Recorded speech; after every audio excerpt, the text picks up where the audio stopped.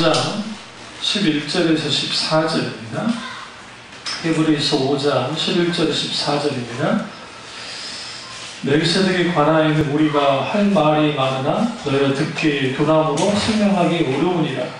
때가 오래되었으므로 너희가 마땅히 선생되었을 터인데 너희가 다시 하나님 말씀의 초보에 대하여 누구에게 가르침을 받아야 할 처지이니 단단한 음식을 못 먹고 젖이나 먹어야 할 자가 되었도다. 이는 젖을 먹는 자마다 어린아이니 의의 말씀을 경험하지 못한 자요 단단한 음식은 장사한 자의 것이니 그들은 지각을 사용함으로 연단을 받아 선악을 분별하는 자들이니라. 아멘. 마치 조금 병적인 영적 유아 상태입니다. 병적인 영적 유아 상태입니다. 오늘 히브리서 기자가 히브리서를 받는 교인들에게 권면의 말을 하고 있습니다. 여기서 중요한 게 뭐냐면 영적인 유아의 초보 상태는 우리 이제 말씀하는 것도 같이 보세요. 11절을 보시면 첫 번째 특징은 영적인 유아 상태의 특징입니다. 듣는 것이 둔합니다. 듣는 게 둔하다는 것은 아예 듣지 못한다는 것이 아니라 듣긴 듣는데 깨닫지 못하는 것을 의미합니다. 두 번째는 때가 오래되었으므로 12절 집중하세요. 이 때가 오래됐다는 것은 오랫동안 신앙생활을 했는데 이 정도 있으면 선생님이 되어야 돼요. 오늘 히브리서 기자의 말에 의하면 그런데 너희가 다시 하나님의 말씀의 초보에 대하여 이게 굉장히 중요합니다. 그냥 하나님의 말씀의 초보가 아니라 다시 하나님의 말씀의 초보에 대하여 누구에게 가르침을 받아야 할 처지가 되는 거, 그게 영적인 유아 상태입니다. 다시 말하면 우리가 하나님 은혜 받고 하나님의 말씀에 놀라운 은혜를 경험했어요. 그런데 영적으로 자라나지 못하니까 이제 어떻게 되느냐, 마땅히 영적인 선생에 대한 정도가 돼야 되는데 그렇게 못하니까 다시 말씀의 초보에 대하여 가르침을 받아요.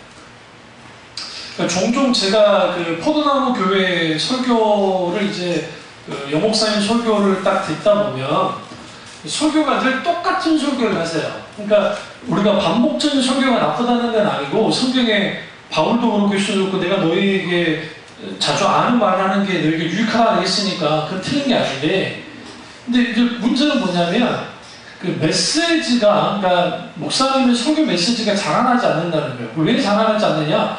목사님의 능력이 없어서가 아니고 목사님이 단순히 연구를 하지 않았을까 아니라 그 교회 교인들이 자라나지 못하는 거예요. 그러니까 자라나지를 못하니까 메시지, 하나님의 말씀의 메시지로 자라나지 못해요. 이게 서글픈 겁니다. 그러니까 병적인 영적 유아 상태에 있으면 듣는 게 둔하게 되고 또 하나는 자라나지 않으니까 내가 분명히 말씀에 놀라운 말씀을 경험한 적이 있어요.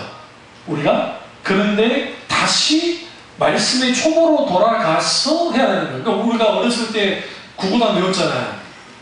네? 구구단. 언제 배우나요? 초등학교 3학년 때 배웠나요? 우리 때? 2학년, 3학년 때. 난 4학년 때 독파했으니까. 4학년 2학기 때. 받아쓰기 빵점. 근데 놀라운 거 뭔지 아세요? 그 받아쓰기 빵점 했는데 요즘 바뀌었죠. 받아쓰기 그게 많이 바뀌었잖아요. 그때 내가 썼던 게 지금 많이 바뀌었어요. 내가 쓴 대로. 옛날에는 읍니다잖아요. 나 근데 씁니다 그랬거든. 요즘 다 씁니다죠? 나는 씁니다를 했거든. 학교 다녀오게 씁니다. 근데 쓸 때는 어떻게 써야 돼요? 읍니다라고 써야 됐었는데 지금 씁니다잖아. 내가 앞서간 거지. 무슨 외국어야. 앞서간 거지. 그러니까 우리가 말씀의 초보로 다시 돌아가요. 세 번째는 뭐냐면 단단한 음식을 못 먹습니다. 젖이나 먹는 자가 영적 유아 상태의 특징이에요. 그러니까 단단한 하나님 말씀의 메시지를 못 먹어요. 오늘 오전 설교처럼 제가 오전 설교, 이번 오전 설교는 이제 사조, 그러니까 그 시대의 사조 일어난 현상을 쭉 20세기에 일어났던 것이 어떻게 21세기까지 영향을 줬는지를 본 거예요. 근데 이게 교회가 아니면 다뤄줄 데가 없어요. 사실. 그러니까 특별한 시간을 가져가지고 사조 이렇습니다. 이렇게 된 겁니다. 라고 가르쳐야 되는데 그럴 시간 없으니까 제가 이제 오전 설교 때 감동 오니까 그렇게 한 건데 이제 이 모든 것들이 그 사실 이제 그 부끄러운 게 뭐냐면 목사님들이 이런 사조를 잘 몰라요. 그 이유는 뭐냐면 신학만 해요. 그러니까 신학에서 이런 걸 다루질 않아요. 그 뭘 해야 되냐면 이제 사상이라든지 인문학이라든지 그리고 그것과 관련된 강좌 그리고 책들을 좀 많이 읽으셔야 돼요. 그래야 시대가 어떻게 흘러가는지 특별히 이제 현대신학 같은 걸 하다 보면 현대신학 혹은 이제 결국 또 철학도 좀 공부를 해봐야 되고 근데 이제 다음 주 정도에 다음 주에 이제 그 어떤 목사님 외국 목사님인데 미국에 있는 C.S. 룰 무슨 목사님 이름값 안 나는 갑자기 생각 안 나는데요. 그 목사님의 책을 중심으로 한번 제가 쭉 다룰 텐데 근데 그분이 하나님의 놀라운 은혜를 받고 난 다음에 말씀의 깊은 은혜를 경험했어요. 그리고 난 다음에 그분이 이제 아우구스티누스에 대한 깊은 신학적인 탐구를 합니다. 그리고 철학 공부를 하기 시작하니까 주위에 있는 보수적인 이제 친구들이 너는 배신자라고 너는 배반자라고 그러더라고요.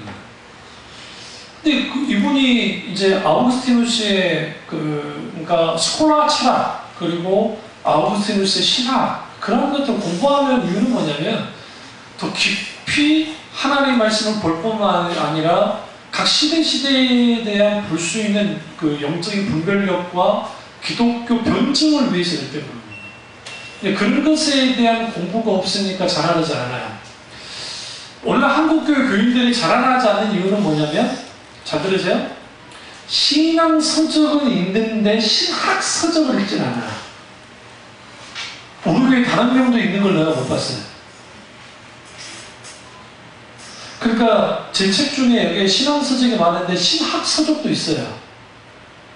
근데 언제 사람이 뜨거워지냐면 신앙 서적으로는 가슴이 쉽게 뜨거워지긴 하는데 신학 서적은 딱딱하긴 하지만 뭘 가져다 주냐면 사고의 전환을 줘요. 그러니까 올바른 신학 서적을 보면. 근데 어려워하기 때문에 읽지 않는 거예요. 그러니까 제가 아직은 권하지 않는 이유가 원래 읽어야 돼요. 제가 썼던 글들 있죠. 그 책, 제본으로 나온 책들, 그 책들은 다시 소교라고 보면 큰 호산인 게 거기는 신학의 틀을 가지고 나온 거예요. 그러니까 신학의 틀이 있는데 그것을 이제 글로 낼 때에는 여러분이 읽기 좋게 그렇게 만들어 놓은 거예요. 대표적인 하나님을 아는 지식, 그러면 하나님 아는 지식에 하나님의 이름과 관련된 게 쭉 나열되어서 나왔죠. 그게 이제 하나님 이름의 신학이에요. 이게 이제 신론에서 나오는 거예요. 신론에서 뭘 다루냐면 조직신학에서 신론이라는 부분이 있는데 거기에 하나님의 공유적 속성과 비공유적 속성 가운데 공유적 속성 인간과 함께 공유할 수 있는 성품과 우리가 갖지 않은 성품 그건 뭐냐면 하나님의 거룩하심 하나님의 전지전능 하나님의 무소부재 막 이런 것들 이것을 우리가 갖고 있지 않거든요. 그러니까 그런 부분이 하나님의 이름의 신명칭 속에 잘 드러나기 때문에 그걸 가지고 이제 녹여내는 거예요. 읽게 하는 거죠.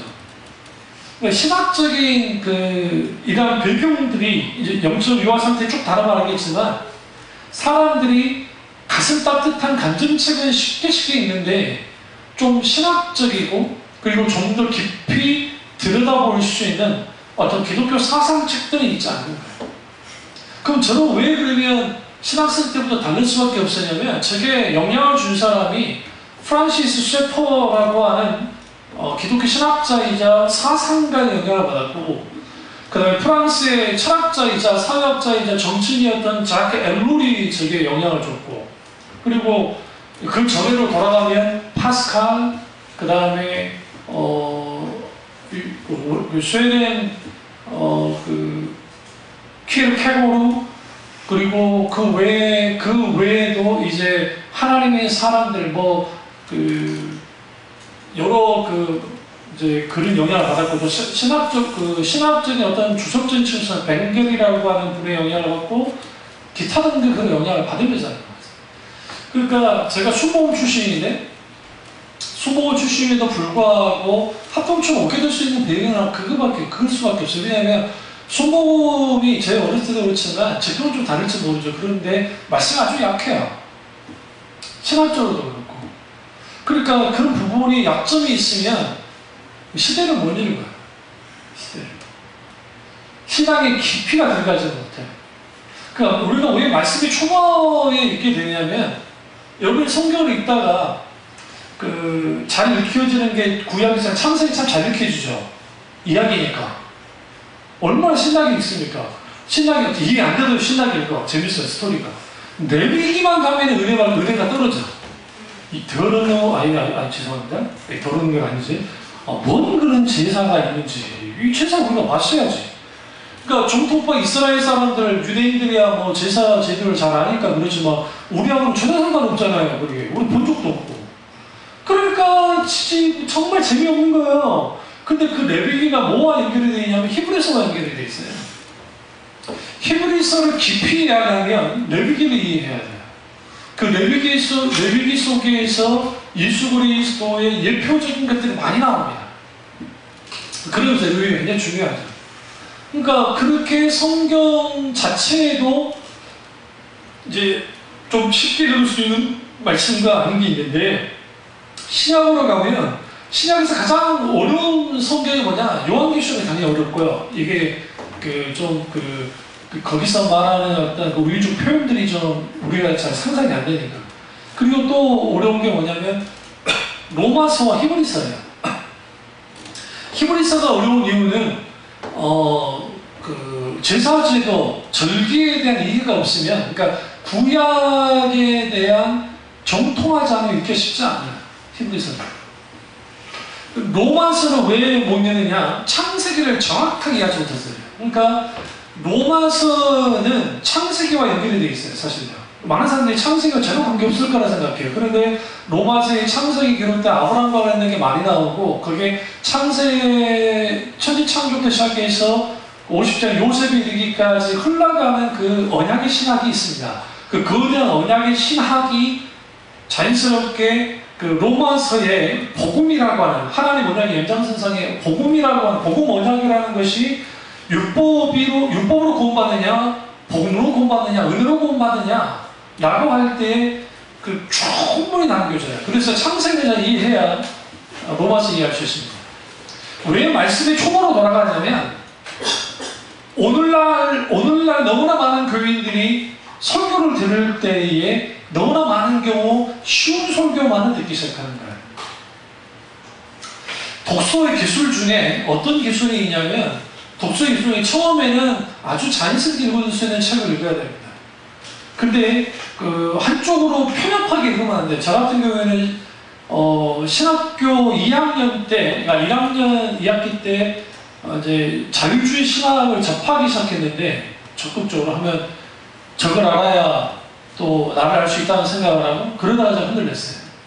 왜 그러냐면 아주 보수적인 교회 내에서 자라나왔던 내가 이제는 그 자유주의 신학과 관련된 뭐 문서서부터 시작해서 여러 판덴베르크의 그러니까 해석 방식들이 있거든요. 여러 그 해석 방식 그 외에도 거기에 슈라이 에르마허 그 다음에 불투만, 몰투만, 기타 등등 그런 분들 또 라이홀 리버 그런 글들 읽다 보면 하나님 없는 것 같아요. 그러니까 윤리 도덕적인 하나님이 있는데 살아서 역사하신 하나님이 없는 것 같은. 그러니까 제가 그 신학할 때 그 전에 강력한 성령의 역사의 경험은 누구에게도 뒤지지 않을 만큼의 성령의 역사를 경험했거든요. 또 누구보다 말씀을 많이 받고 누구보다 성경 공부를 열심히 했던 사람이에요. 그리고 자부했어요.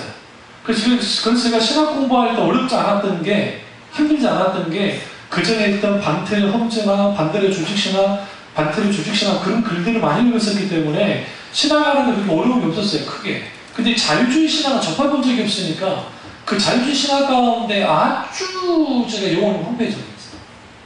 그리고 보수적인 신학교 내에 있는 부조리들이 드러나니까 많은 하나님을 믿는다고 하는데 저는 아닌 것 같거든요. 사람 하나씩 들어 교수도 그렇고 영 아닌 것 같아요. 그러니까 이제 신학을 때려쳐야 되겠다는 생각을 하는 거예요.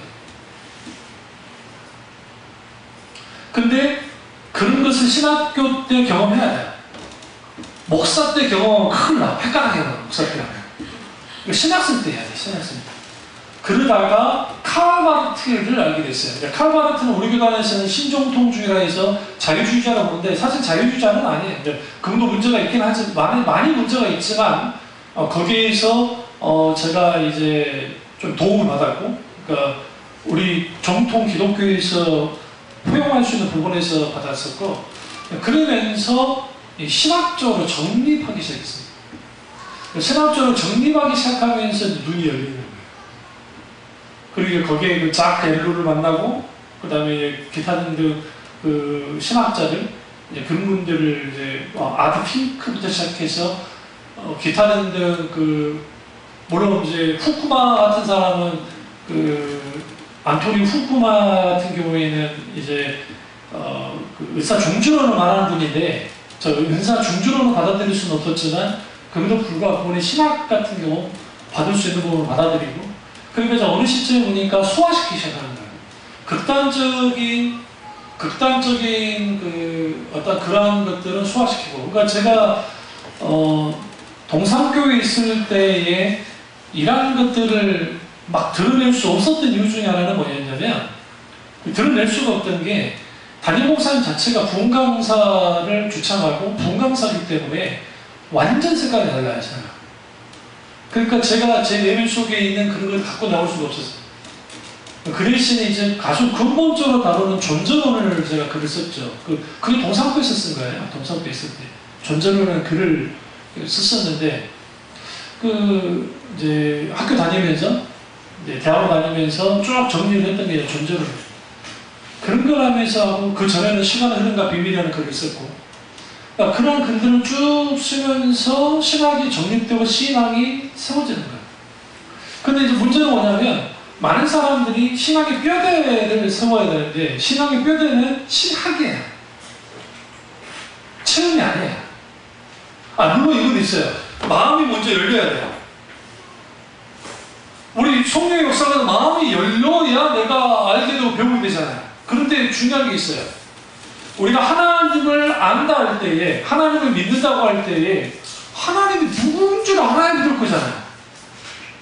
일단 성령께서 나를 믿도록 마음을 열으시긴 해요. 열음을 줘요. 그런데 내가 믿는 하나님 누군 줄 알아야 되잖아요. 그 목사님의 설교를 통해서, 아니면 여러분이 성경을 통해서, 아니면 어떤 귀한 좋은 기독교 책을 통해서 하나님을 알아가는 것들이 필요해요. 제가 그것 때문에 우리 교회 돈도 없는데 지금 여러분 제가 10권의 책, 재본한 책이 지금 그 돈으로 따지면 거의 200만 원이에요. 200만 원이 넘어요. 굉장히 있어. 다시 회수해야 되겠어요. 공짜로 나눠드렸죠. 여러분 집에 그냥 많이 안 받을게요. 권당 5,000원씩 양식껏 알아서 하세요. 여러분 공짜로 주니까 안 읽으니까. 권당 얼마씩요? 5,000원씩. 싼 거요. 요즘에 책요. 아주 작아도, 여러분 작은 책도 막 6, 7천 원 해요. 그럼 왜 그 작업을 했었냐면, 적어도 지금 그 재본책으로 나온 책, 저 정도 책만 쭉 읽어도, 그러니까 깊이 좀 읽어도 여러분 신앙사는 무리 없을 만큼은 해놨어요. 그건 제가 자부를 해요. 그러니까 왜 그러냐면, 하나님 그분에 관련된 것들, 그리고 영적 침체와 관련된 것들, 우리 주보문 봐도 여기 쭉 나오잖아요. 우리 책과 관련된 거. 신앙의 기초, 우리 박 집사님이 신앙의 기초 세우고 있고 은혜 받으신 거 아닙니까? 여러 번을 읽으라 그랬잖아요. 근데 죽어도 안 읽는 게 문제지. 근데 이 신앙의 기초 세우기는 아주 기본이에요. 제가 아주 기본적인 것만 써놨어요. 그게 중성이 무엇인지, 그게 교회가 무엇인지, 기도가 무엇인지, 어떤 것이, 근데 그게 길지도 않아요. 글들이 챕터마다 아주 짧게 써놨어요. 왜? 여러분 기록을 안 읽으니까. 근데 짧게 쓰고 그게 핵심되는 것들만 적어해놨거든요. 내주하신 하나님, 이거 아주 중요합니다. 내주하신 하나님. 이게 하나님과 나 사이의 관계를 정립할 때에, 이걸 임마디엘이라 할 때, 나와 함께 하시는 하나님, 임마누엘, 우리와 함께 하시는 하나님인데, 임마누엘 하나님 어떻게 우리와 내주하고 계신가를 쭉 따라놨어요. 자동적으로 내주하지는 않는다는 것이 하나님이에요. 말씀과 성령의 조화, 이건 아주 꽃입니다. 신앙은 반드시 말씀과 성령의 조화가 있어야 되고, 그리고 변화와 성장, 제가 변화와 성장이라는 글을 썼는데도 불구하고 지금 신앙 성장에 대한 것을 다시 이제 다음 주에 설교할 수밖에 없는 게 되고, 그 다음에 믿음의 세대를 일으키는 거, 다음 세대를 향한 어떻게 믿음의 세대를 일으킬 것인가, 그리고 기름부음과 하나님의 임재, 자기 변형, self innovation, 자기를 어떻게 변형시킬 것인가, 거기에 자기 깨어짐, 자기 내려놓음, 그 다음에 자기 깨어짐을 다뤘거든요. 그게 아주 중요하고, 그 다음에 이제 가장 중요한 게 기도죠. 하나님 얼굴을 구하는 기도. 어떻게 기도할 것인가? 거기에 이제 네리크랩 목사님의 파파 기도라고 하는 책을 좀 많이 영향을 받았어요, 제가요. 물론 그 전에 그분이 그런 책을 쓰기 전에도 그걸 갖고 있었지만, 거기에 이제 쭉 기도가 무엇인지는 쭉 다뤘고요. 그리고 하나님 아는 지식, knowing God. 이게 이제 하나님 아는 지식 가운데 에든 토조 목사님의 책 가운데 하나님이라는 책이 있습니다. 아주 두껍습니다. 그런 책들이 아주 귀해요. 그러니까 근데 이제 그 책에 비해서 이 노인갓이라는 하나님 아는 지식을 이제 제임스 패커 목사님의 하나님 아는 지식도 제가 좀 참조를 했고, 그리고 노인갓도 마찬가지지만 하나님, 근데 이제 그 이전에 제가 하나님 아는 곳에서 신학, 제가 도제 수업을 받을 때 제가 필기해놨던 노트까지 다 사용했어요. 그걸 쓸 때. 그러니까 신학 수업을 받을 때 있었던, 그게 뭐 하나님이나 일을 가르치는 게 아니고 제가 메모해놓고 했던 걸 다 다시 자료를 찾아와서 다시 재편집하고 만들어내는 게 하나님 아는 지식이에요. 제가 어떻게 썼는지도 몰라요. 지금 제가 이렇게 몸이 아프게 된 배경이, 그때는 이제 젊었으니까 모르고 있었는데 그런 작업을 계속 했잖아요. 그러니까 그게 쌓여서 이제 후에 조금 데미지가 오는 거예요. 그 다음에 십자가의 복음. 아주 중요하죠. 십자가의 복음. 꽃 중에 꽃입니다. 뭐가? 신앙에서의 꽃 중에 꽃이 십자가 복음 아닙니까? 그리고 영적 침체와 영적 회복. 여기서 이제 영적 침체와 관련돼서는 제게 영향을 준 분이 마틴 루드스 목사님 영적 침체라는 책과 그분의 영향을 받았고, 또 하나는 김남철 목사님이 이제 신앙이 뒤로 물러남에 대한 설교를 많이 하셨는데, 그것에 대한 어떤 영향들을 많이 받고 이제 그 글이 나왔어요. 근데 문제 극복은 이제 말 그대로 설교를 묶어놓은 겁니다. 이때는 이제 문제 극복, 내가 이때까지 설교했던 거, 그럼 이제 핵심은 뭐냐면, 우리 어떤 문제를 만났을 때 문제 함몰되지 말고 문제 너머에는 하나님을 봐야 된다. 아주 이거는 단순한 거예요. 단순한 건데 막상 내가 문제 하나 있게 되면 그게 돼요? 안 돼요? 안 돼요. 쉽지가 않아요. 그 부분을 이제 제가 다뤄본 겁니다. 그럼 여러분, 이 책으로는 다 되지는 않지만 둘, 넷, 여섯, 여덟, 12권이네. 이 12권만 깊이 읽어도 여러분이 어디 나가서 누군가 어떤 다른 기독교인들과 이야기하거나 했을 때 결국 밀리지 않아요. 선언합니다. 단언합니다. 근데 안 읽으니까 문제죠. 그래서 제가 그런 생각도 했었어요. 오후 예배 때에 책 가지고 다 해보니까 계속 책을 한번 다뤄볼까. 때가 되면 하나님 감동하시는 걸 다루려고 합니다. 그리고 이제 여기 보면 이제 단단한 음식을 먹지 못하고 젖을 먹어야 될 자가 되잖아요. 이제 여기서 13절에 이제 핵심 후반전을 보시면 이게 이제 문제예요. 의의 말씀을 뭐하지 못한 자요? 경험하지 못한 자요. 영적인 유아의 가장 큰 특징은 하나님 말씀을 경험하지 못하는 거예요. 왜? 이겁니다. 제가 신학을 할 때 이제 자유주의 신학을 하신 분들의 강연도 제가 듣고 그랬어요. 그래서 제가 동기 목사, 그제 전도사죠. 신학생들한테 막 욕도 먹고 그랬어요. 너는 왜 몰트만 같은 희망의 신학이라고 하는 자유주의자 어떤 강좌나 막 그런 데를 왜 가냐? 그러다고 그랬죠. 커서 보자 하는 거야. 그러니까 들어보고 강좌를 들어보고 독일 분이거든요. 소천한 자가 맞는데 아주 오래 사셨었는데 그분들의 신학적인 것을 보고 그리고 거기에 이제 같이 대담하는 교수님들이 있거든요. 그러면 이제 주로 자유주의 교수님들이죠. 그분들 하는 말을 쭉 들어봤어요. 그러면 막 다 틀리진 않아. 그러니까 우리가 보지 못했던 부분을 말을 해줄 때 그때 아 그렇구나. 그러면서 이제 제가 그 부분에 있어서 이제 내가 받을 걸 받고 신학 선택하고 이제 하는 건데, 근데 이런 것들이 왜 제가 했었느냐면 소화시켜야 돼요. 소화를 시켜나가야 돼요. 그렇게 돼야 이제 온전히 신학의 균형을 이루면서 한쪽으로 치우치지 않아요. 그러니까 제가 만약에 아주 보수적인 신학 쪽에만 계속 있었으면 제 사회상 가치관도 다 아마 아주 지금 태극기 흔들고 있을지도 몰라요. 광화문에서, 광화문 아니고 거기서 물러가라 하면서 단순히. 그러지 않았던 이유가 균형이 잡혀요. 그래서 신문도 경향신문과 예를 들어 그 다음에 중앙일보나 동아조선, 경향, 문화 막 그런 요즘 그런 거 없으니 그걸 팔지 않으니까 그죠. 그런 책 꼭 양쪽 다 같이 됐어요. 양쪽. 요즘도 종편에서 볼 때 JTBC하고 TV조선을 자주 봐요. 일부러. TV조선에서 뭘 말하나 이제 아주 똑같은 걸 가지고 완전히 다르게 봅니다. 재밌어요. 근데 JTBC 오면 또 완전히 다르게 봐요. 그럼 저는 그냥 둘 다 같이 봐요.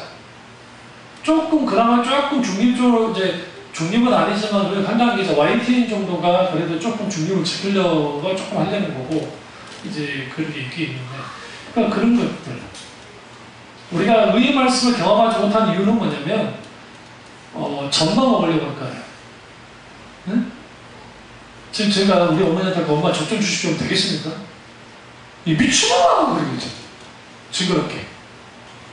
그러니까 이렇게 다 큰 사람들이 그러니까 겉보기로는 그러니까 오랫동안 신앙생활에서 다 큰 것 같은데 의의 말씀을 경험하지 않는 거예요. 여러분의 성경을 읽다가 뜨거운 눈물을 흘리고 설교를 듣다가 또 깨달음이 있고 하는 그런 놀라운 역사들이 있어야 돼요. 말씀의 깨달음들이 있어야 돼요. 근데 여기서 이제 신앙에 방해되는 것 중에 하나가 뭐냐면 quiet time이야. 소위 말하는 큐티라는 거. 한국 교회만큼 큐티를 강조하는 데도 없어요. 실제로 그것을 통해서 엄청나게 교인수가 늘어난 여자 목사님 어떤 교회가 있는데, 근데 이제 그분이 아주 큐티층을 많이 냈어요. 그래서 저 일부러 사진 않고 상관층은 아니니까 저기 있어서요. 그래서 일부러 서점에 가서 한번 쭉 목차등을 쭉 한번 살짝 살폈어요. 그리고 어떤 부분을 집중적으로 읽었어요. 읽었더니 깜짝 놀랐어요. 첫째 이유는 은혜가 너무 돼서 놀랬고, 은혜가 너무 되더라고요. 진짜 은혜가 되더라고요. 두 번째는 뭐냐면 터무니없이 왜곡시켜서 놀랐어요. 그러니까 본문은 그것과 전혀 상관없는 말씀인데 그 본문은 그 말이 아닌데 너무나 은혜 있게 잘 써놔가지고 그 본문의 해석과 상관없이 은혜받게 만드는 거예요. 그러니까 신앙의 유익 차원에서는 그게 나쁘다 할 수는 없어요. 그건 받아들일 수는 있는데 어느 정도는. 근데 이제 결정적인 것은 뭐냐면 말씀을 왜곡시키는 거예요. 그게. 그러니까 하나님의 말씀을 잘못 이야기해요. 그러니까 주로 대학생 선교회 출신들이 그런 행동들을 많이 자취합니다. 해석을 이상하게 해놓고 그게 하나님의 말씀입니다. 잠시 목사님이 CCC 출신인데 어디 단체랑 말하지 않겠습니다만 어느 단체가 이제 하루만 뜬다기라고 이제 궁금해서 가서 한번 이제 그러니까 그룹별로 토론하는 게 있어가지고 어떤 성경 하나 본문을 가지고 같이 토론하는 거예요. 근데 이제 대표 리더라는 친구가 젊은 친구인데 이제 자기들 그쪽에 교육을 받고 이제 그걸 가지고 막 일장 연설을 하면서 하는데 아주 은혜롭게 잘하더래. 그러니까 이제 지르지분 시간 하면서 목사님 이렇게 던진 거지. 그 본문이 그런 말씀이 아닌데 네 문맥을 보면 그렇게 볼 수 없다. 그러니까 은혜, 뭐 그렇게 은혜만큼 그럴 수 있는데 그게 아닌데 어떻게 그렇게 그런 해석이 나왔냐? 그러니까 이제 이 친구가 뭐냐면 얼굴색이 딱 변하면서 이건 우리 지금 담임 목사님이나 그 대표 목사님이 그 가르쳤기 때문에 그 해석이 모르는 거예요. 계속 우기는 이제 이분이 이 양반이 기자 출신이니까 계속 해봤자 안 될 것 같다 보고 후기 나와버렸다는 건데, 그러니까 그런 잘못된 행동들입니다. 그러니까 의의 말씀을 경험하지 못해요. 오히려. 그러니까 큐티라는 게 아주 좋아요. 그런데 여러분 이제 10분, 20분 정도 성경을 읽어놓고 매일매일 읽는다 할지라도 성경을 정말 깊이 묵상하고 성경을 깊이 공부하면서 읽는 건 전혀 달라요. 도중하면서 성령의 조명 가운데 하나님의 말씀 가운데 진리의 말씀을 깨닫고 인격 주신 하나님을 만나는 일련의 과정이 있어야 의의 말씀을 경험하는 거예요. 그러니까 성경 읽는 거는 기본이고 그 말씀에서 의의 말씀을 경험해야 합니다. 그러니까 한동안 얼마나 사람들이 성경을 안 읽으면 여기도 있어요. 내가 다 사다 놨어요. 일단 뭐 독학 성경 들어보셨어요? 독학 성경, 성경 막 그 구절마다 해석도 해주고 그런 거, 또 기타 등등 막 여러 가지 있어요. 한동안은 그런 책들이 많이 잘 팔렸죠. 그럼 왜 그러느냐? 이제 그런 거예요. 성경을 읽을 때 좀 더 깊이 알고 싶어서 그렇게 만들어놨는데 그 정도 수준이, 그러니까 그분들이 썼던 수준이 MDB 정도 수준이에요. 그러니까 그 대학원 그 목회학 석사과정 정도의 수준 가지고 그분들을 쓴 거예요. 들여다보면. 그러니까 아무리 뛰어난 사람도요, 잘 들으세요? 제 의사 교수님들 늘 강조했던 게 전질 주석증은 한 권으로 부족하다. 한 권으로. 왜냐면 한 사람이 주석을 다 쓴다는 데에 있어서는 이건 거의 불가능해요, 솔직히. 66권을. 칼빈 선생님이 다 쓰긴 했는데 요한계시록만 빼놓고 다 썼거든요, 주석을. 근데 그런 주석 하나 갖고 있고 그 다음에 개별로 주석을 해놓은 책들이 있어요. 귀한 책들. 그런 책을 사서 보는 것이 더 유익하다라고 하는 거예요. 그 말이 맞아요. 깊이 연구하기 때문에. 그럼 깊이 연구하는 그 말씀이 우리 가운데 있어야 우리가 의의 말씀을 경험하는 건데, 한국교회의 풍토는 뭐냐면 덮어놓고 믿기예요. 안 믿어지냐? 그냥 믿어. 질문하면 그 질문은 그거 의심하는 거야. 그냥 믿으면 돼. 그러니까 뭐가 자라나지 않냐면 험증학이라는 게 이제 변증과 비슷하긴 한데 그 변증적인 설교가 나올 수가 없는 거야. 변증적인 설교가. 그럼 물어봅시다. 하나님이 없다고 하는 사람들 왜 하나님이 없다고 해요?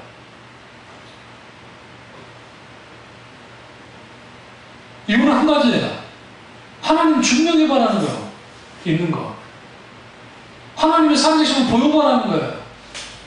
그게 무신론자들이 주장하는 거 아닙니까? 하나님이 살아계시면 사람 보여주라는 거예요. 아니 우리 교회 안에서는 우리끼리는 하나님이 살아계십니다. 아멘. 안 믿어줘도 아멘 해야 돼. 안 그러면 왕따 되니까. 이게 뭐하려고 얘기 왔냐 그럴 거 아니에요. 그러니까 안 믿어도 아멘 하지만, 아니, 그 진화론 같은 경우에 이제 우리 뭐 이제 예수도 이제 크면 진화론 배우 할 거 하잖아요. 그러면 진화론을 말할 때 그 진화론에서 일일이 말하는 거 어떻게, 여러분 그냥 목사님께 물어봐. 대단들해. 목사님께 물어봐. 그럼 끝나는 거야. 여러분 그런 건 안 돼요. 부모가 대답해 주세요. 우리 정도까지. 그리고 더 구체적인 것은 나한테 묻게 해야 돼요.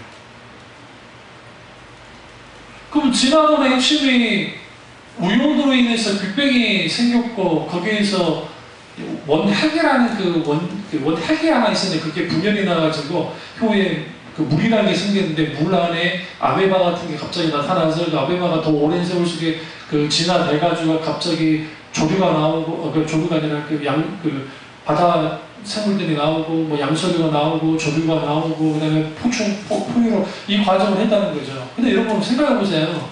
중간 단계 화석이 없을 뿐만 아니라 갑자기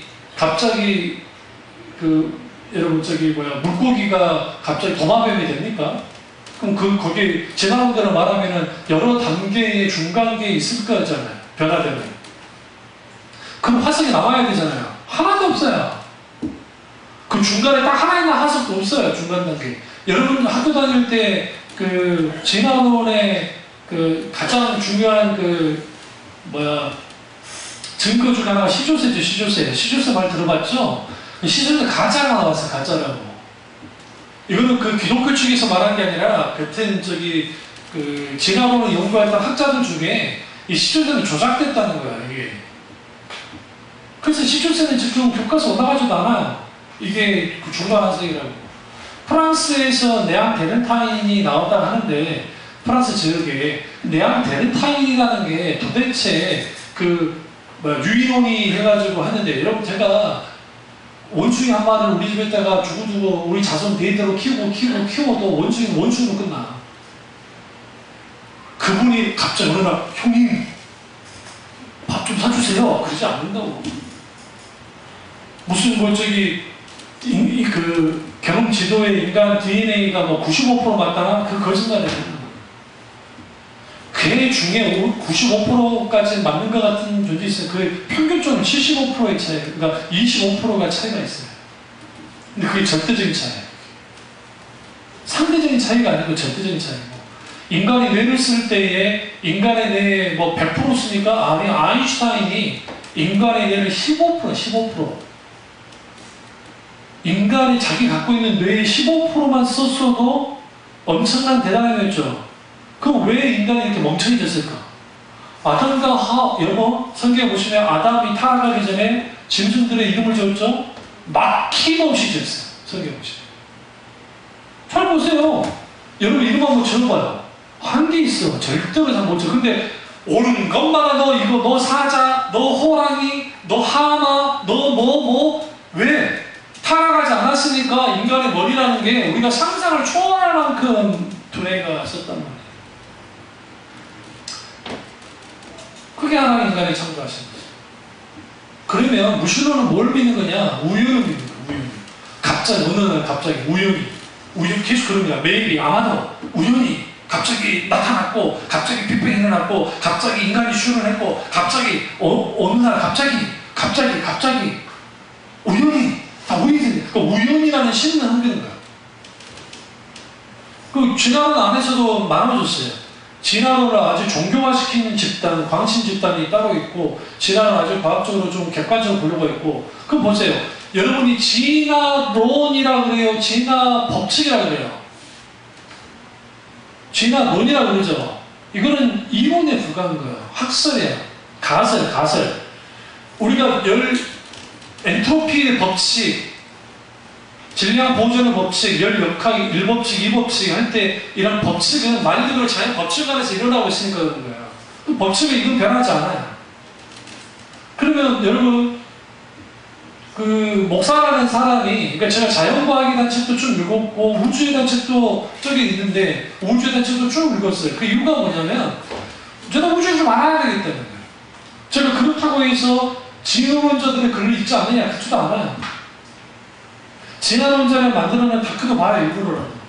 왜 그러냐면 그들이 뭘 주장하는지, 그리고 쭉 들여다보면 그럴싸하긴 해요. 근데 그게 다 가설이에요. 여러분 650만 년 전 광속의 거리가, 빛의 거리가 어떻게 되고, 그럼 우리가 빛의 그 속도와 거기 가는데 그 엄청난 공간 안에서 뭐가 있을 줄 알아요? 우리가 밤하늘을 쳐다보면 깜깜하죠. 그 암흑물질이라고 그러죠. 저 이때까지 몰랐는데 저는 암흑물질이 있고 그게 이제 그랬는데, 창조론 관련된 과학자들이 그 암흑물질이라는 게 도대체 그러면 실제로 그걸 증명을 해봤냐는 거예요. 그 암흑물질이라는 것을 가지고 마치 그 빅뱅이나 진화론이 만든 것처럼 그렇게 만들어 놨다는 거예요, 학설을. 아무도 모르는 거야, 아직. 그것에 대해서.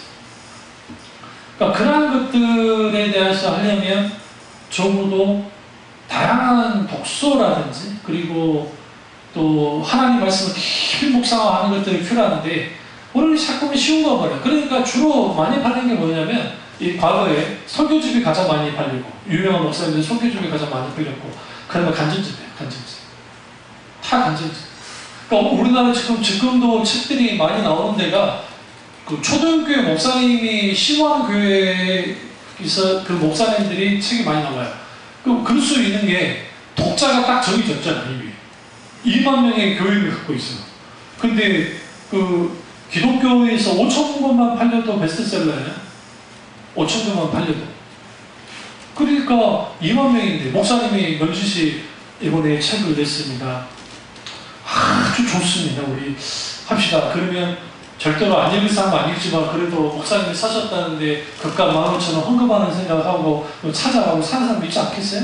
그러니까 그 책들이 팔리는 거죠. 그 책 내용과 상관없이. 나도 그럴 거를 그랬어. 나도 그럴 거.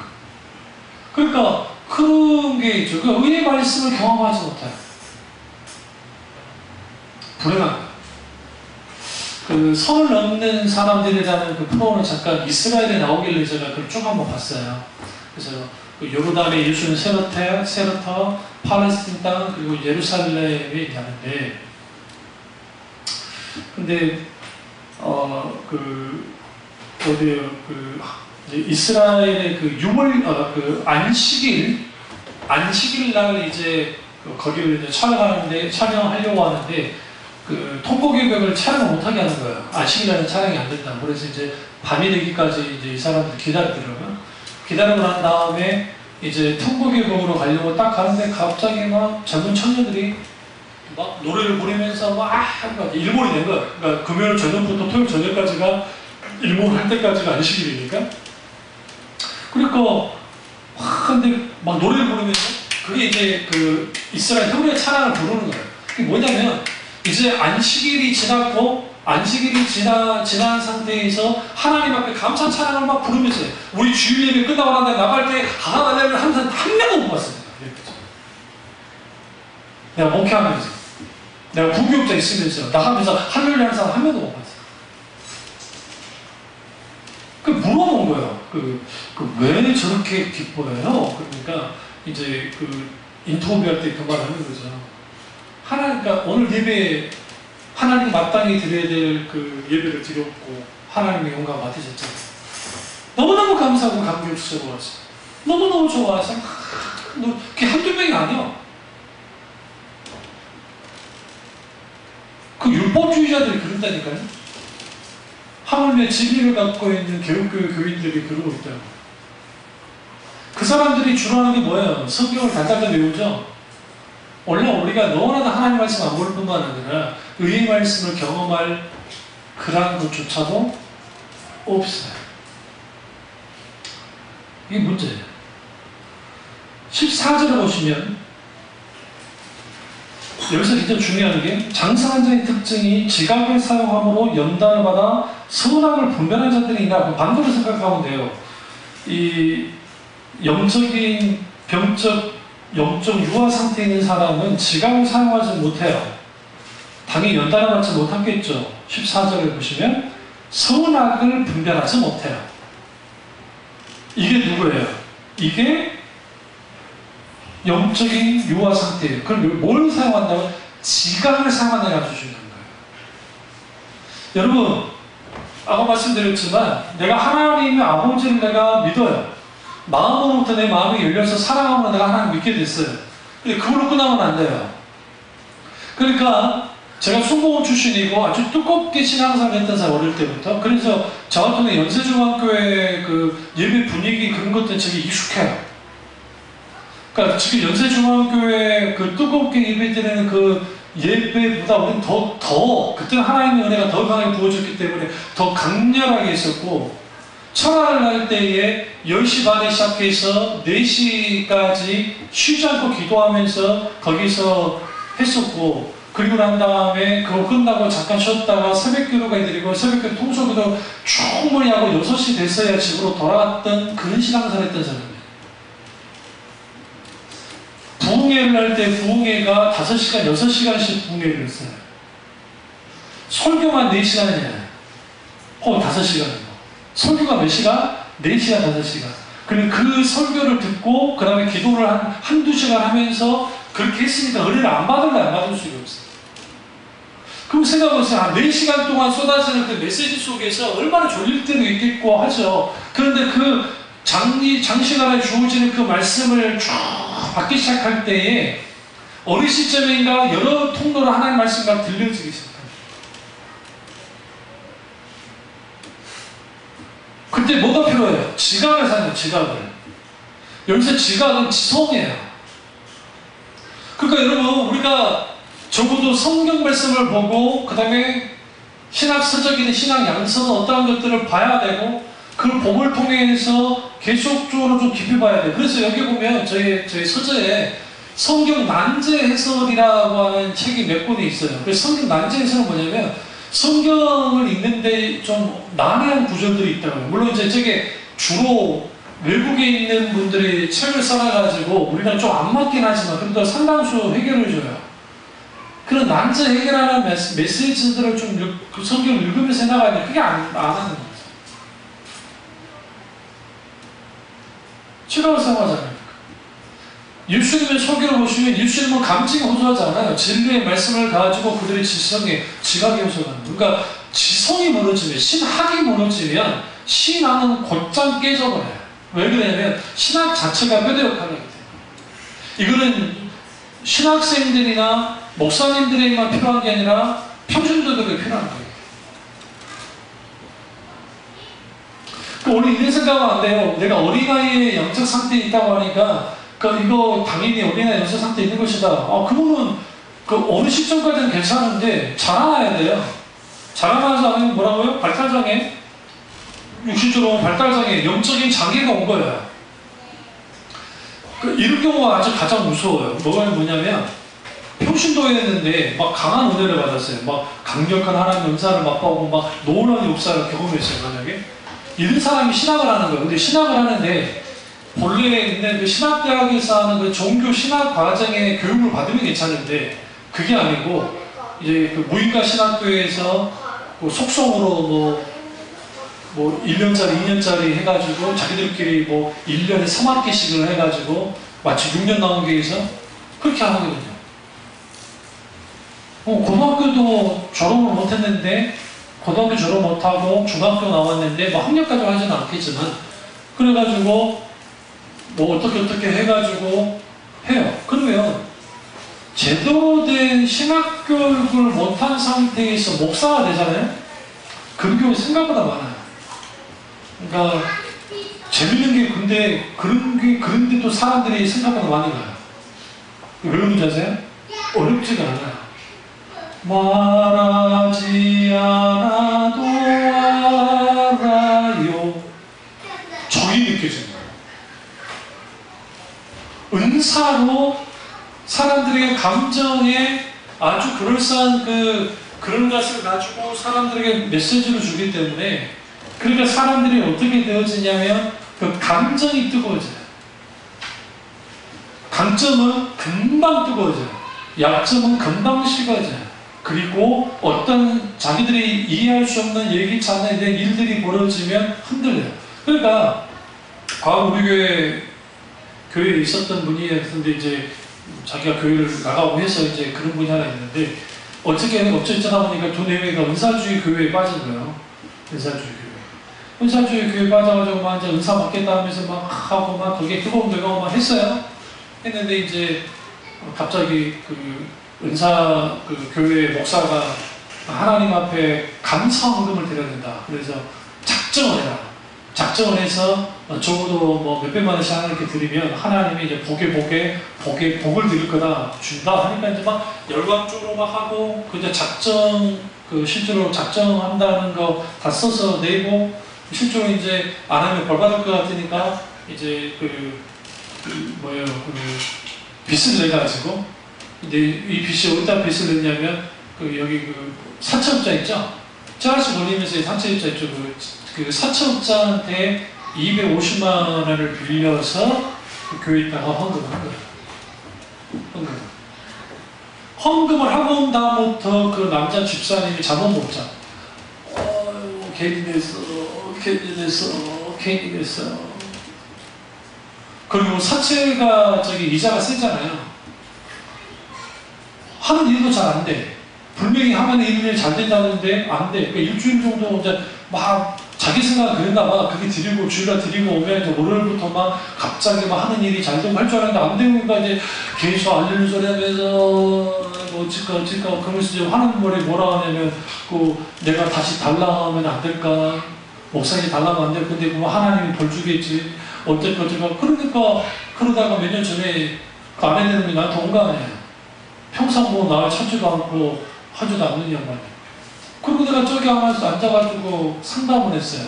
목사님, 다시 돈 돌려달라고 하면은 벌 주시나요, 하나님이? 이거 제가 어떨 것 같으세요? 모르니까 찾아왔지요. 서운했으니까 무조건 해야죠. 어쩐데요? 왜 찾아왔겠어요? 내 입에서 무슨 말이 들리길 원하는 거예요? 하나님 벌 안 주십니다 라는 말 듣고 싶어서 온 거잖아요. 내가 말했죠. 하나님 앞에 믿음으로 드리지 않는 헌금은 하나님을 기뻐받잖아요. 또 하나는 정말 하나님께 헌금 드리는 이유가 뭐냐면 복받기 위해 드리잖아요. 아니요. 내가 하나님을 사랑함으로 내가 그분께 영광을 돌리기 위해서 드렸다면 괜찮아요. 또 하나는 그 서원이라는 것이 분위기에 휩싸여가지고 그런 친구들 꽤 많아요. 그래서 신학을 중도 하차하는 친구들 중에 상당수가 그런 케이스가 꽤 있어요. 인내하지 못하고 하차하는 이들이 은혜 받아가지고 소유받았다 왔다 갔다 넘어지는 거예요. 그러면서 하나님 하지 않기 때문에 내가 알고는 하나님 벌 주는 분은 아니라 했어요. 그리고 매우 필요가 없다. 그 말 듣자마자 알려줬다네? 그 남자 집사 더럽게 말하는 집사였거든. 내 소리도 안 듣고 막 했던 사람들. 그 말은 정말 하늘같이 잘 듣고 찾아가, 두 내외 찾아가가지고 돈 주세요, 주세요, 주세요, 돌려주세요. 잘못했습니다, 돌려주세요 했더니 목사님이 얼굴색이 변하죠. 돌려는 주는데 다른 돌려주셔 놓고 25만 원을 빼고 11주 빼고 225만 원만 주겠다고 그렇게 줬잖아요. 쪼산스러웠어요. 정말. 그냥 돌려줘 버리지. 그 법으로 안 돌려줘도 됩니다.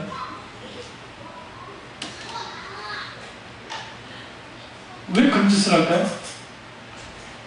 어느 은사주의자가 어떤 목사님께 있었던 일이 없었죠. 이기수 목사님이 했던 말인데, 이기수 목사님 아는 목사님이 어떤 예언의 능력이 아주 강한 어떤 여자 목사한테 가가지고 기도를 받는데, 당신 아들이 죽으니까 2천만 원 헌금해라. 2천만 원 헌금 안 하면 하나님이 주신다. 그 목사 헌금했어요. 그러니까 이제 이기수 목사 화가 나가지고 아는 목사님, 그 목사님 거짓말을 모르고 주시네요. 알지, 아는데 혹시 죽으면 어떡해?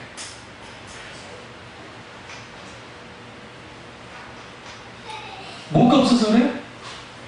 여기 보세요. 선악을 분별하는 자들이니라 영적인 분별력을 가집니다. 매일 필요가 없어요. 안수호 목사가 날라 저주의 발전하다 겁먹을 필요가 하나도 없어요. 겁먹을 필요가 없어요. 하나님이 조주를 안 해. 절대로. 무슨 말인지 아시죠? 그러니까 경련에 피아노 가르쳤던 그분이 다니는 교회 그 목사가 그런다잖아요. 자기가 딱 봐가지고 이게 제대로 하나님께 드릴 예배 자세를 안 가졌으니까 너는 다음 주에 나오지 말라고 그러잖아요. 영혼을 깨끗게 하고 정결케 하고 나오라잖아요. 그런 게 어딨어 도대체. 나 그 목사 만나보고 싶어 한 거야. 은사가 얼마나 대단한지 모르겠지만. 은사하면 나도 하는 듯 해. 누구보다 제가 은사를 경험 많이 했던 사람이고, 누구보다 초자연적인 성의 역사를 경험했던 사람이고, 하나님의 놀라운 역사를 누구보다 잘 알아요. 그리고 경패도 많이 알아요. 우리 고모님이 은사주의자였고 강력한 은사가 나타났던 분이에요. 신윤사가 강력하게 나타났던 분이에요. 그 영향 가운데 우리 어머니도 있었고, 그러니 그 영향 가운데 내까지, 나나 우리 형까지 왔으니까 은사에 얼마나 열려있는 사람이겠어요, 저한테. 그럼에도 불구하고 은사에서 가장 중요한 것은 은사 이후의 열매예요. 어떤 열매를 맺느냐는 아무리 기적이 나요. 그럼 왜 영적인 분별력이 없느냐? 지각을 사용하지 않으니까 그래요. 여기서 지각은 세상이 말하는 지각이 아니에요. 단순히. 물론 지성인데 하나님의 말씀 가운데 주어지는 지성이 필요해요. 이건 부단히 연구하고 노력하고 공부하고 그런 것들 함께 있어야 되고, 우리는 말씀을 듣는 훈련해야 되고, 적어도 하나님의 어떤 글들이든 뭐든 그런 것들이 필요해. 근데 그거 없이 주일에 한 번 이렇게 예배 드리고 간 다음에 일주일 동안 기독교 양서도 안 들고 신학책도 안 읽고 성경도 안 읽고 심지어는 설교 CD 이런 그 인터넷에 올라가는 설교 CD도 안 들어, 설교도 안 들어. 그 다음에 다른 목사님 중에 좀 검증하시고 괜찮은 목사님들 설교도 안 들어. 뭐 어떡하고. 그러니까 오늘날 어떤 교인들이 아주 넘쳐날 수밖에 없냐면 감정적인 교인들이 넘쳐날 수밖에 없어요. 그래서 교회 분위기마다 교회 분위기를 어떻게 만들어내냐면 아주 사람들을 감정에 열광하도록 만들어요. 대표적인 게 그 찬양대의 숫자가 늘어나고, 그 다음에 그 특송할 때 주로 누가 해요? 그 이름이 있는 그 성악하신 분 나와가지고 그 성악 톤으로 노래를 불러. 하늘 그렇게 한다고. 그러니까 사람들이 그걸 들으면 우와, 나도 모르게 나는 못 부르니까 그렇게 우와. 그래서 분위기 막 해주고, 그리고 저 목사님 와가지고 사람들이 뭐 그 아주 감당할 수 있는 지치고 상한 나의 마음을 주여 받아주소서. 일종의 쇼맨십한데, 제가 쇼맨십 못해서 안 하는 게 아니에요. 나도 힘들어 죽겠어요. 쇼맨십 하시고 하고 싶은데. 응? 근데 그렇게 해서 사람들의 감정을 끌어올려서 한다고 해도 되지 않아요. 여러분 댁에서 한번 숙제 하나 드릴까요? 인터넷 그 스마트폰에서 열린교회에 쳐가지고 열린교회 김만정 목사님 설교를 5분 동안 들을 수 있으면 내가 빵 하나 사줄게. 내가 빵 하나 사준다니까. 못 들을까 아닌가 내가 빵 하나 사준다. 알죠? 그 다음에 그 남포교회 인터넷 들어가가지고 남포교회 박영서 목사님 설교를 딱 들어봐. 나 똑같이 5분 줄게. 아니 여기는 좀 들을 수 있어. 그래서 남편이 10분 줄게. 10분 동안 설교를 들을 수 있으면 내가 빵 하나 줄게. 빵 하나. 진짜 처음에는 듣기 힘들어요. 안 들려. 솔직히 말씀드려요. 그나마 남편교회 그 목사님은 그래도 위트가 좀 있어가지고 좀 웃겨라도 주지, 김만주 목사님은 뭐 어쨌든 조금 웃기긴 하지만 그런 거 없이 그냥 쭉 톤도 저같이 어쩌다 갑자기 악도 질렀다 해주면 좋겠는데, 이렇게 이제 피곤하잖아요. 좀 피곤한 때 저희처럼 자목이 좋아. 아주 여러분 잠아놓으면 무조건 틀어놔. 주무시기 전에 틀어놓으면 돼. 나같이 길지도 않아. 30분이면 설교 끝나거든. 그 설교 딱 틀어놓은 다음에 잠이 촥. 얼마나 그랬으면 그 새벽 하나가, 이 말씀만 끝내겠으면 그 김만주 목사 열린교회 새벽 하나가 이제 교회를 옮기려고 도저히 안 되겠어요. 목사님 말씀 은혜도 안 되고 감동도 안 되고 그래가지고 구역 예배 때 이제 서로 친한 사람들이 있어서 교회를 못 오기게 좀 그래가지고 그랬는데, 그 구역장님한테 몰래 그랬다잖아요. 목사님 그 구역장님, 나 이제 교회가 힘들어서 못 다니겠어요. 왜 뭐 무슨 문제 있어? 다른 건 아니고 목사님이 설교만 하면 내가 졸려요. 잠이 와서 못 견디겠어요. 그래서 이러다가 내가 죽을 것 같으니까 그냥 우길게요. 이걸 꼬로로 목사님한테 알렸네. 얼마나 듣는 목사 기분 나쁘겠어. 목사 기분 나빠졌대. 그래?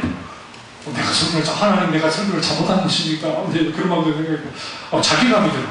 내가 이러려고 목사했나 생각이 들고.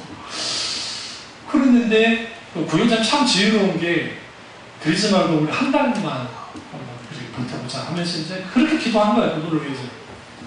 목사님 알고 있고, 워낙 교회가 많으니까 그 사람 누군지는 몰라. 목사님 누군지는 모르고 어쨌든 그만한 사람이 있는 거예요. 근데 어느 날 주일 낮 예배를 들으는데, 어느 때처럼 들으는데 갑자기 성령이 오늘 의의 말씀을 경험하듯이 뜨겁게 역사하셨어요. 설교가 바뀌지 않았는데 성령이 확 열더니, 좀 친화적인 표현을 쓸게요. 여기 막혀졌던 이 어두워졌던 여기 빛이 팍, 성령의 조명의 빛이 팍 들어온 것 같더니 진리의 말씀이 총명 속에서 깨달아지고 알고 되어지더니 이게 가슴으로 내려와서 신앙의 정서, 감정에 강력한 뜨거움을 주더니 갑자기 선한 의지가 발동되어지고 하나님의 말씀이 어떤 말씀이고 내가 하나님이 어떤 분인지를 깨달아가기 시작합니다. 그게 의의 말씀이라고 합니다. 그 다음부터는 설교하실 때 물었어요. 한 6개월 보니까 또 제가 정칭이 나간 줄 알고 또 편지 보냈네. 구역장이라도 말했네. 뭐라 말하는지 아세요? 내가 미쳤나봐요. 목사님이 소개할 때마다 눈물이 나는데 어떡하죠? 아니, 또 주책봐가지고 구역장이 또 목사님 또 말했네. 목사님 목소리 소리 듣고 그래 누구니 한번 보자. 목사님 기분 좋아져가지고 데려와. 쭈삐쭈삐다 못 들어오라 당연히 그래서 못하. 책 한번 선물해 주면서 축복드리는 든든하게 하나님이 놀랍게 역사하죠. 이게 뭐냐? 진짜 목사님들은 지성이어야 된다. 지성. 예수님도 똑같이 지성이 되겠어요. 그러니까 그러니까 뜨거울 수가 없어요. 받자마자 뜨거울 수는 없어요. 그런데 성이 놀라게 역사하면 그것이 감성을 흔들어요. 이게 오늘 히브리서 기자가 말하고 있는 이 장사한 사람은 의의 말씀을 경험하는데 장사하지 못하고 병적 유아 상태에 있는 사람들은 의의 말씀을 경험하지 못합니다. 연단이 되지 않으면 영적 분별력이 있는 거예요. 영적 분별력이 없으면 목사할자라도 넘어져요. 지난번에 제가 말씀드렸죠? 그 호주에서 있던 분이 미국에서 목회했던 분이 들어와가지고 그 이단 여자한테 걸려가지고 전재산 팔고 마지막 자살 죽어버린 거예요. 목사랄지라도 의의 말씀을 경험하지 못하면 살아서 역사하신 하나님이 정말 그들에게 있어서 살아서 역사하신 하나님이 되지 못하면 무슨 일을 하느냐? 분별력이 없으니까 그렇게 하는 거예요. 믿지 않냐고 더 어리석은 생각을 하는 거예요. 이처럼 우리의 병적인 유아 상태로부터 벗어나는 저와 여러분 되시기를 주님의 이름으로 축원합니다. 기도하겠습니다. 기도하실 때